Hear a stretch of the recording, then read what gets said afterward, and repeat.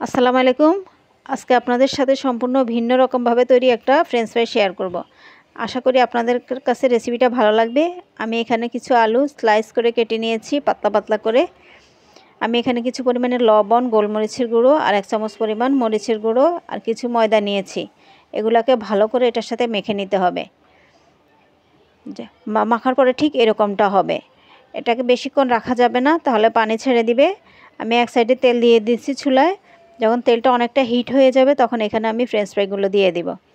French ফ্রাইটা এমন একটা জিনিস যেটা ছোট বড় সবার কম বেশি পছন্দ খেতে। এটা বাচ্চাদের তো খুবই ফেভারিট একটা জিনিস। এভাবে এগুলাকে ভালোভাবে ক্রিস্পি করে ভেজে নিতে হবে। যখন ফ্রেঞ্চ ফ্রাইটা আমার অনেকটা হয়ে যাবে তখন এগুলোকে আমি উঠিয়ে নিব। মাঝে মাঝে একটু নেড়ে দিতে হবে। আমার ফ্রেঞ্চ ফ্রাইগুলো অনেকটা হয়ে গিয়েছে। আমি এখন একটা টিস্যু পেপারে একটা প্লেটে এগুলো উঠিয়ে নিব। এগুলা যে কোনো দেখেন ভাজার পরে এটা কিন্তু আটা দেওয়ার কারণে সম্পূর্ণ কালারটা ভিন্ন অন্যরকম আসছে। একটা ক্রিস্পি ক্রিস্পি ভাব আপনারা এভাবে বাসায় ট্রাই করবেন। আশা করি এই রেসিপিটা আপনাদের অনেক বেশি ভালো লাগবে। এখানে আমি কিছু চাট মশলা আর কিছু গোলমরিচের গুঁড়ো অ্যাড করে দিব, তাহলে খেতে আরেকটু ভালো লাগবে। এই ফ্রেঞ্চ ফ্রাইটা যে কোনো টমেটো কেচাপের সাথে খেতে খুবই ভালো লাগবে। আপনারা গ্রিন চিলি বা রেড চিলি যে কোনো সসের সাথে খেতে পারেন। আশা করি ভিডিওটি আপনাদের ভালো লেগেছে। সবাইকে অসংখ্য ধন্যবাদ।